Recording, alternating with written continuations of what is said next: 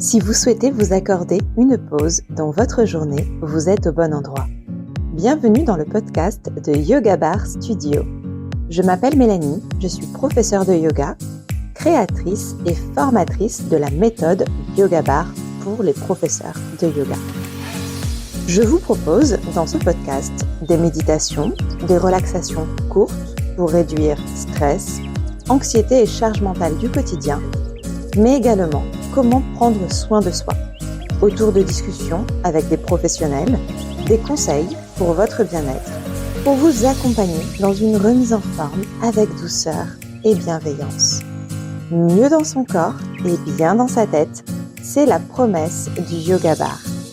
J'ai créé ce podcast en devenant maman et je vous guide maintenant vers plus de douceur et de bienveillance dans votre vie. N'hésitez pas à me soutenir en vous abonnant et en notant ce podcast. Je vous souhaite une belle écoute. Bienvenue dans ce nouvel épisode et oui, j'espère que vous aurez remarqué la nouvelle introduction. Ça fait un moment que je devais le faire et ça y est, je me suis enfin décidée à vous proposer une nouvelle intro que j'aime beaucoup.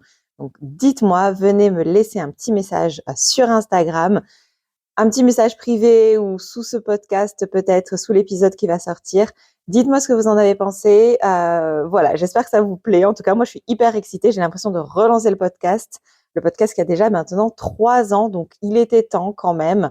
Il a beaucoup évolué ces dernières années. Il évolue avec mon cheminement en tant que professeure, en tant que formatrice maintenant. Je l'ai créé quand je suis devenue maman.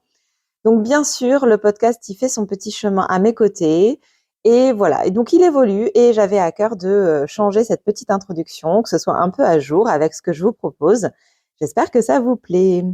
On va rentrer immédiatement dans le vif du sujet.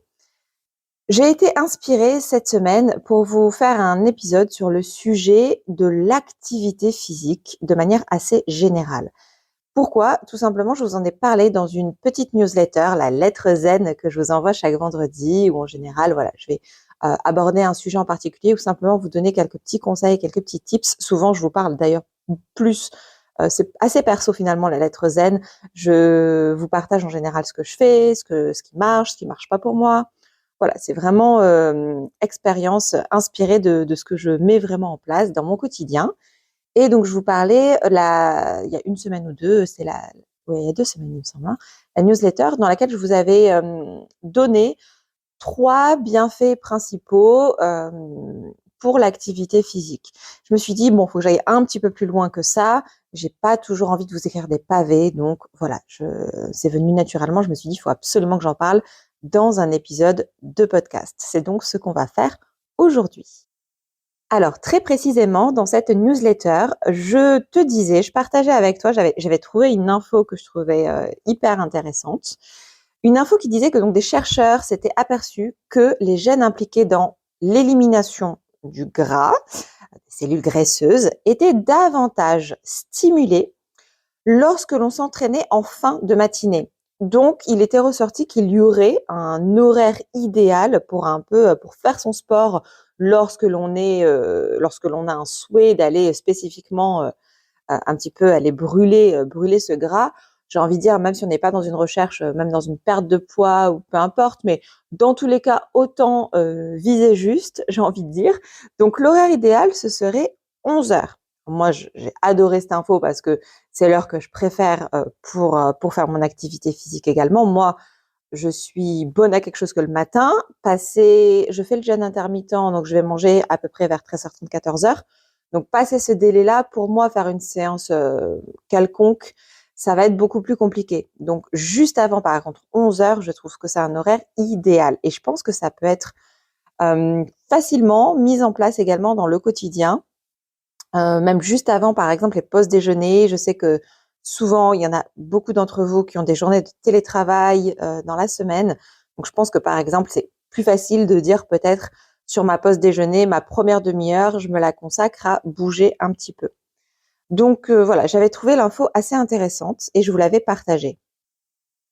Et j'avais ensuite souhaité rester donc dans la même thématique et je vous avais partagé donc 3 conseils plutôt généraux, mais quand même avec dans l'idée de venir améliorer le cardio. Pourquoi le cardio? C'est quelque chose qui, j'en parle un petit peu en ce moment, d'ailleurs peut-être pas encore assez, mais je trouve ça intéressant parce que en yoga, on n'a pas l'aspect cardio. Alors, bien sûr, il y a des yogas plus intenses que d'autres, mais traditionnellement, en tout cas, on ne doit pas avoir une perte de souffle, on ne doit pas être essoufflé lorsque l'on pratique le yoga. Cela va contre les indications traditionnelles, je dirais. Donc, néanmoins, le cardio a de réels bénéfices et avantages d'avoir un bon cardio sur notre santé, on le sait. C'est ce que je fais avec le yoga bar, c'est un petit peu toute l'histoire, la naissance du yoga bar, c'est venir avoir les bénéfices du yoga et amener les bénéfices que l'on a avec la barre, qui est notamment donc de venir travailler son cardio. Grâce à la barre, on travaille le cardio. Donc, le yoga bar permet d'avoir un petit peu les bienfaits des deux. Donc, je partage beaucoup en ce moment sur ces idées d'améliorer, d'entretenir son cardio. Donc, 3 conseils. Il y avait donc le premier conseil que je vous ai partagé qui était de venir travailler par intervalle. Vous connaissez peut-être sûrement ça, on en parle beaucoup, c'est ce qu'on appelle le HIIT. Cela donc va donc consister à alterner des périodes d'effort intense et des périodes de récupération. Et ça va permettre donc de venir augmenter son endurance cardiovasculaire. On va essayer de donner un petit peu le maximum sur un temps défini assez court et on se repose. Pareil, le temps de récup est assez court également et on fait ça. Ça permet en fait le HIIT, je trouve ça hyper intéressant parce que en fait, on a vraiment un entraînement qui finalement, au total, on peut avoir vraiment des séances HIIT de 10, 15 à 20 minutes. C'est ce que je propose beaucoup avec le yoga bar. On va avoir une intensité et une réelle efficacité de l'effort et donc des résultats sur un temps assez restreint, assez court, puisqu'on n'a pas tous les jours, 1h45 à 2 heures pour aller courir clairement. Donc ça, c'est plutôt, je trouve que le HIIT est hyper intéressant pour intégrer l'activité physique dans un quotidien. On est vraiment ici dans une pratique quotidienne. Je rappelle qu'il faut bouger chaque jour. L'être humain n'est pas fait pour être sédentaire. On n'est pas fait pour travailler toute la journée de 9 à 18, les deux fesses sur une chaise face à un bureau, un ordinateur. C'est ce qu'on fait par la force des choses. C'est la vie actuelle, notre monde moderne nous a amené à ça, mais c'est pas ce dont l'être humain a besoin. En fait, le fait de faire ça a fait que on a résulté maintenant tous les problèmes, toutes les difficultés que l'on peut rencontrer.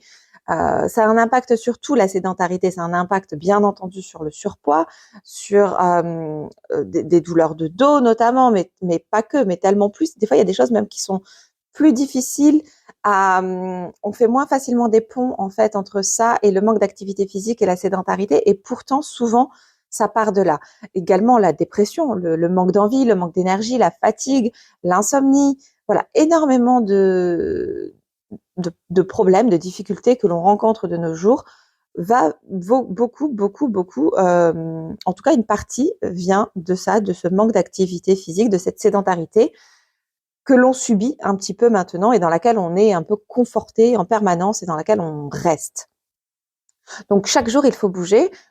Alors, on nous dit un minimum de 30 minutes, c'est vraiment un strict minimum, mais effectivement, également, voilà, peut-être 1 heure. Au moins une activité physique chaque jour, ça va être chouette. Alors, on peut pas passer nos journées à faire de sport, hein, malheureusement. Même moi, croyez pas, hein, qui suis professeur de yoga, je passe pas toute ma journée à faire du yoga. Si seulement, ce serait bien, mais j'ai énormément d'autres tâches à accomplir pour mon travail, des tâches qui impliquent également, comme là actuellement, d'être assise face à un micro et un ordinateur et à parler. Donc là, clairement, mon corps n'est pas vraiment en mouvement. Donc il y a, voilà, on a tous ici ces difficultés à rechercher chaque jour ce mouvement. C'est pour ça que on va dire, voilà, on essaie de trouver un petit peu ce mouvement là où on peut. En tout cas, 1/2 heure par jour, 1 heure par jour, c'est quelque chose qui est réalisable si on le souhaite, si on s'en donne les moyens, si on prend la décision également, bien sûr, si on décide d'en faire aussi une priorité. Il y a plein de moyens pour y arriver, pour rester motivé, pour trouver des solutions, même quand on a un quotidien très, très chargé, je vous assure. Et si je peux vous aider, vous donner des conseils là-dessus, n'hésitez pas à venir m'en parler. Voilà, je me ferai un plaisir de vous donner des petits tips aussi également sur ce point-là. Je vais passer au deuxième point, donc au deuxième conseil que je vous ai donné pour améliorer le cardio, qui était donc de venir pratiquer ce qu'on appelle donc l'entraînement croisé. Il s'agit de pratiquer différentes activités cardio, comme donc là des activités cardio entre guillemets plus classiques, celles auxquelles on pense immédiatement, comme la course, le vélo, la natation. Alors, la corde à sauter, c'est pareil, c'est quelque chose qui est pas mal parce que ça peut être très intense très vite et sur un temps plus court. C'est aussi très difficile. Et l'impact, la sollicitation sur le corps n'est pas recommandé pour tous, notamment pour les femmes. Il faut vraiment, les femmes, quand on a eu des enfants notamment, se méfier, rester très à l'écoute de notre corps et de tout ce qui va être sport à impact. On ne doit pas le faire de manière inconsidérée. Il faut vraiment faire attention à ça. Donc, néanmoins, voilà. Donc, course, peut-être marche rapide, voilà. Des activités cardio plus longues. Ça va être intéressant de pratiquer des activités comme ça, en parallèle, en plus des activités donc cardio plus courtes, comme l'entraînement intervalle, le HIIT dont je vous parlais dans le premier point. Donc ça, par exemple, on peut se prévoir dans la semaine une séance, donc la plus longue, par exemple le week-end, de running, de marche, voilà. Et là, on va se consacrer 1 heure, peut-être plus, pour ce cardio long. Et le fait de mixer, bon là, ça répond juste à une logique d'ordre de temps. On n'a pas tous les jours 1 heure pour aller courir. Par contre, une fois dans la semaine, on peut trouver ce temps-là. Et les autres jours de la semaine, on va juste essayer de se dégager 20 minutes peut-être pour faire un petit entraînement HIIT. Cela va aussi permettre de ne pas s'ennuyer dans sa pratique sportive. Et ça, c'est super important. Je vous parlais de motivation tout à l'heure. Ça joue bien entendu dans la motivation. Le fait d'alterner les activités, de bouger, d'être peut-être des fois en extérieur, peut-être des fois en intérieur, d'avoir des activités qui ne sont pas toujours répétitives, c'est également bon pour le corps et également donc bon pour la motivation tout simplement. Troisième conseil dont je vous parlais, c'était le renforcement musculaire. Il faut renforcer les muscles du corps. Il ne s'agit pas que de pratiquer un effort, de venir muscler son cœur, de venir muscler et entretenir son cardio. Le fait de venir renforcer les muscles du corps, en particulier ceux du bas du corps, des jambes, vont permettre d'améliorer l'endurance, vont permettre d'améliorer la capacité à maintenir un rythme cardiaque stable pendant l'exercice ensuite. Donc ça, je trouvais ça bien sûr très intéressant de vous parler de ça puisque déjà dans ces 3 conseils que je vous donne, il y a deux leviers, 2 actions qui sont immédiatement mises en place grâce au yoga bar. Donc vous le savez, le yoga bar, donc c'est ma méthode qui est une fusion, un mélange de yoga et donc de barre, la barre de danse classique. C'est une méthode dans laquelle on va venir travailler, améliorer son cardio, on va être en essoufflement sur un court laps de temps, mais on a des moments où on va être peut-être essoufflé. On renforce tout le corps. Les premières séances du yoga bar, mes élèves vous le direz, on a souvent des courbatures, mais c'est juste le temps que le corps s'habitue, qu'on mette 2-3 choses en place et on sollicite le corps, les muscles différemment. Ça se met en place très vite.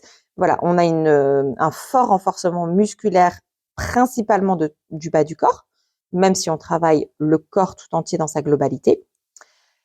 Et donc, on a ce travail en HIIT, ce renforcement musculaire.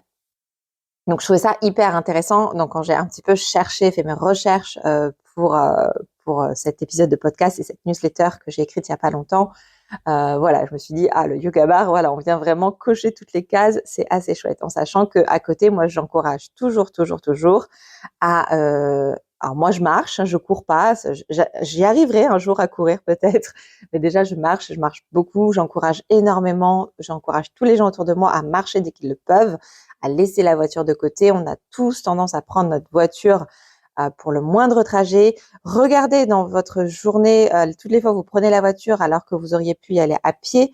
Je parle des fois, c'est des trajets de 10-15 minutes. Moi, l'école de mon fils, elle n'est pas au bout de la rue. Je mets 15 minutes, on va dire, pour y aller, 15 minutes pour revenir. Ce sont des tout petits trajets. Alors, bien sûr, quand il pleut des cordes, comme en ce moment, je vais prendre la voiture plus facilement parce que je pense à mon fils au retour. Mais dès que déjà, il n'y a que moi qui est impacté, moi, je vais prendre un parapluie, je vais me couvrir. Et puis, en fait, c'est des petits trajets. Je pense aller à la boulangerie, aller dans le centre d'un village. Si vous habitez dans une grande ville, on peut jamais se garer. Enfin, c'est autant de bonnes raisons. Essayez vraiment de noter, ou simplement posez-vous la question toutes les fois, tous les jours dans votre quotidien, chaque fois que vous prenez la voiture, les fois où c'est évitable. Ah, je vous dis pas s'il faut faire une demi-heure de voiture. Bon, vous allez y aller en voiture, bien sûr, vous n'allez pas marcher.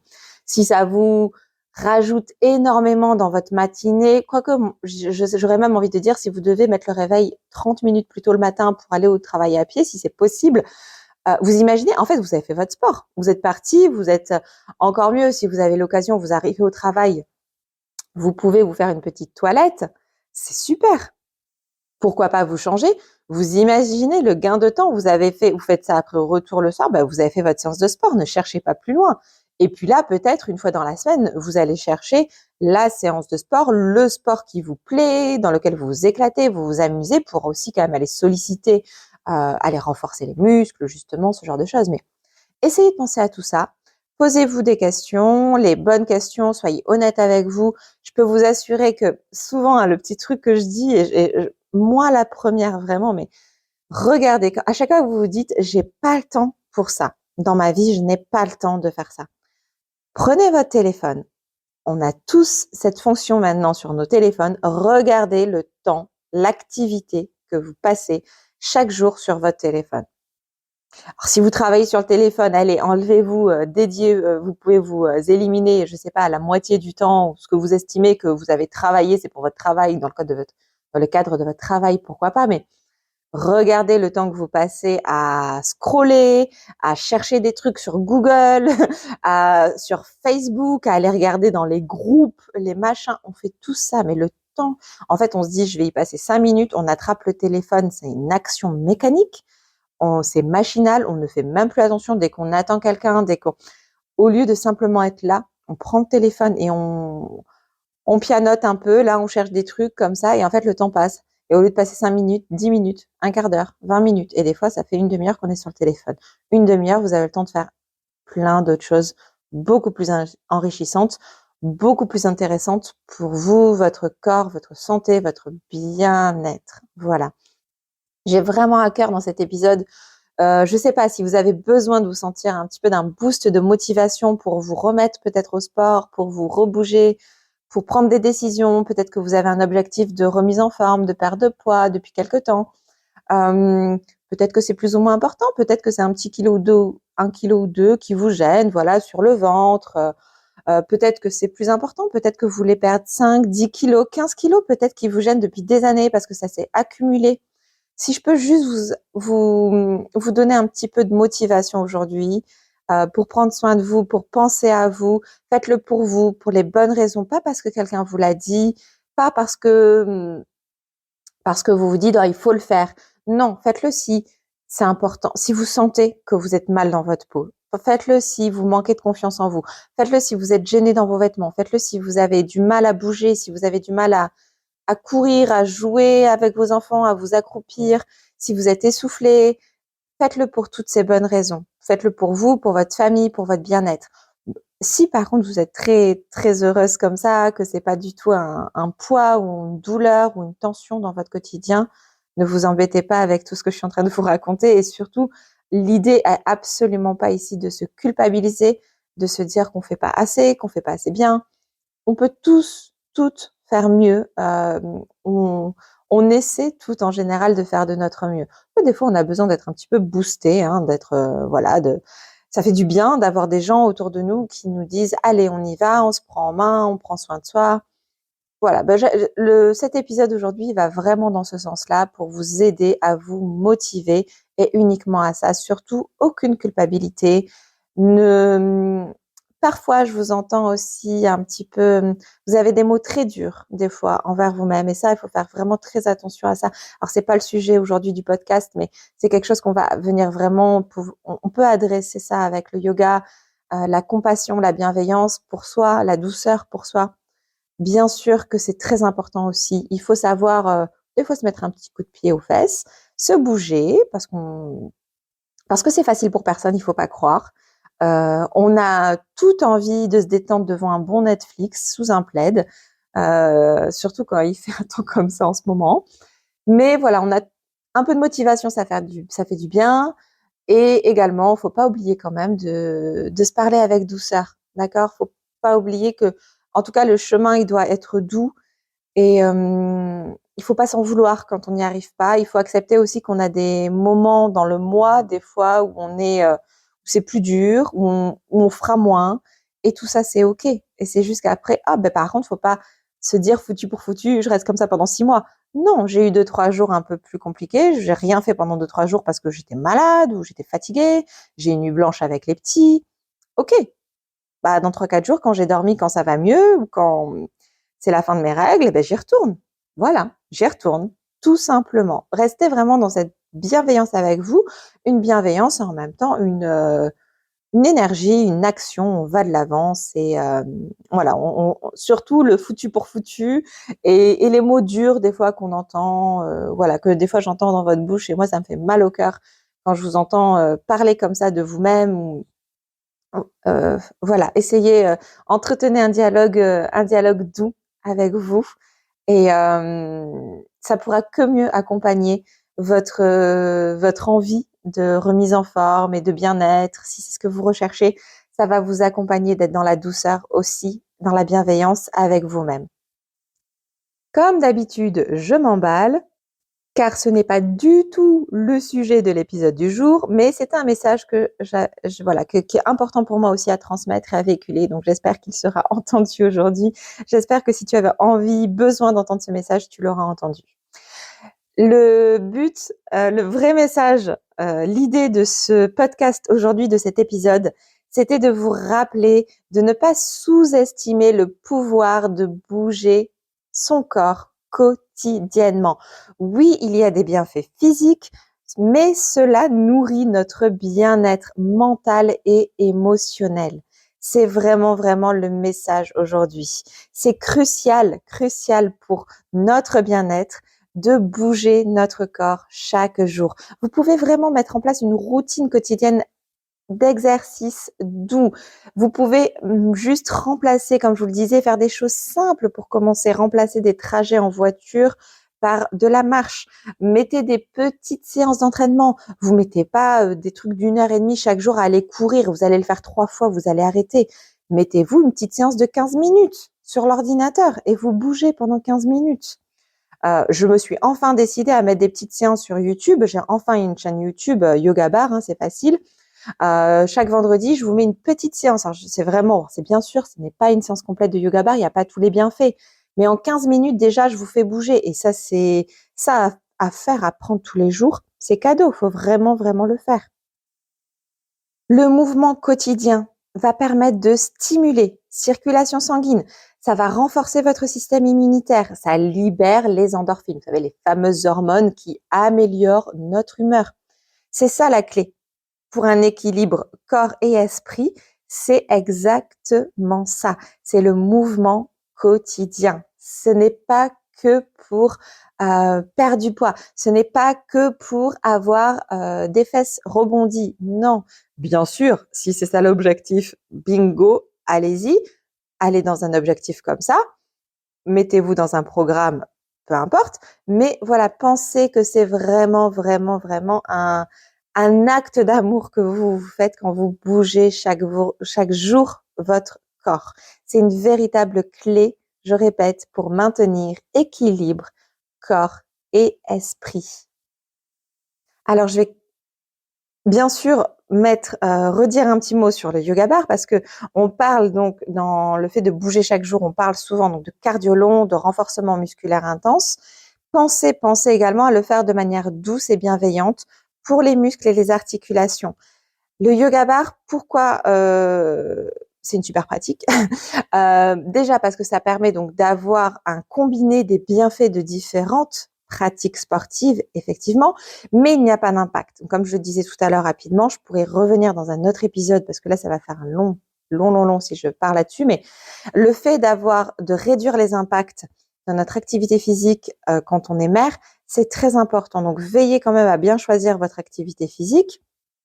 Quelque chose qui va quand même privilégier peut-être, si vous êtes dans un objectif de remise en forme, également pensez à une pratique sportive qui va permettre d'allonger les muscles. En yoga bar, on allonge les muscles. Ça, c'est vraiment issu des mouvements que l'on effectue.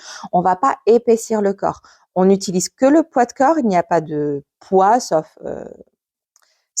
peut-être dans un entraînement très personnalisé. Pourquoi pas, on pourrait en ajouter, mais de manière générale, il n'y a pas de poids. C'est uniquement le travail global de tout le corps, les mouvements qui vont permettre le renforcement en allongeant les muscles et en allongeant la silhouette. Pour une silhouette, donc, qui va féminine, plutôt être allongée que épaissie. L'objectif, c'est de construire une force durable. C'est pas de repousser nos limites à chaque fois, chaque jour. Alors oui, on peut essayer dans le temps le temps intense d'aller au plus loin de nos capacités, mais toujours en restant dans ce qui est confortable et plus que supportable. L'idée, ce n'est pas d'ajouter un stress excessif sur le corps.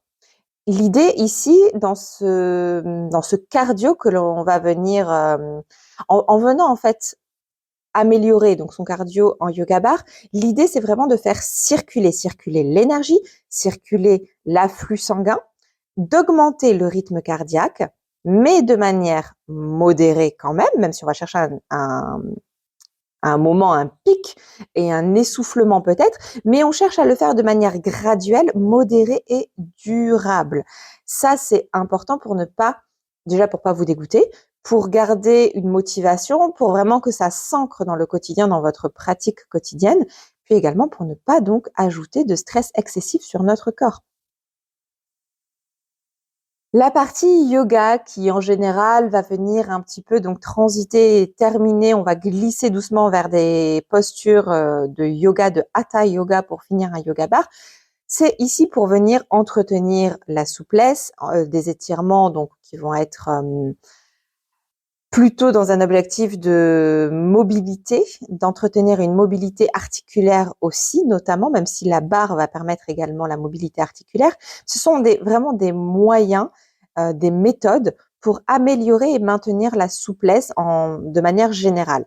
Donc ça, il s'agit bien entendu d'éviter les blessures. On va chercher à entretenir notre corps sans se blesser. Et également, on va pouvoir explorer un petit peu tout ce qui va être mouvement, aller un peu plus loin peut-être dans les mouvements. On va entretenir sa souplesse de manière consciente et progressive. Bouger avec intention. Voilà, peut-être que c'est ça le titre que je vais donner finalement à cet épisode de podcast aujourd'hui. Je propose en ce moment un calendrier de l'Avent puisqu'on est le 4 décembre. Vous pouvez tout à fait vous inscrire si vous écoutez cet épisode. Il y aura dans le mois de décembre, ou je sais pas, peut-être que je laisserai même ouvert parce que je trouve ça génial. En fait, chaque jour, j'ouvre une case de ce calendrier de l'Avent et je vous envoie vers une pratique plus ou moins douce, plus ou moins intense, mais pour vous encourager chaque jour à bouger. Ce que je disais la dernière fois, justement vendredi aux élèves, mais je suis un petit peu là votre coach de poche, donc je suis là pour vous motiver. N'hésitez pas, venez m'envoyer un petit message, je suis là pour ça, je suis dispo pour ça, pour vous motiver tout ce mois de décembre à bouger un petit peu plus. Pas pour un objectif quelconque ici, simplement à prendre soin de vous, à bouger avec intention. C'est 24 jours pour un corps en mouvement. Bouger son corps chaque jour, ce n'est pas seulement une question de fitness, ce n'est pas seulement une question d'esthétique, c'est un acte d'amour envers soi-même. C'est vraiment le message que j'avais envie aujourd'hui de vous transmettre. Intégrons le renforcement musculaire, le cardio, la souplesse dans nos routines de manière douce et bienveillante chaque jour. C'est un voyage avec soi. N'oubliez pas que votre corps, on le dit, c'est connu, c'est le seul endroit dans lequel vous êtes obligé chaque jour de vous trouver. C'est votre corps. Prenez-en soin. Un acte d'amour envers soi-même. Bouger son corps chaque jour. Si vous voulez rejoindre, je vous mets le lien dans la description de l'épisode. 24 jours pour un corps en mouvement. Rejoignez, c'est gratuit et chaque jour, vous allez avoir votre petit coach dans la poche là qui vous envoie un message et qui vous dit « Tiens, aujourd'hui, petit truc pour toi à faire, le petit défi du jour, bouge un petit peu, essaie de faire ça. » Sans aucune pression, vous faites ce que vous pouvez, vous faites du mieux que vous pouvez. En tout cas, je suis là pour vous y aider. J'espère que cet épisode vous a plu et je vous retrouve la semaine prochaine pour un nouvel épisode de ce podcast, le podcast de Yoga Bar Studio. Et maintenant, restez zen. Namasté.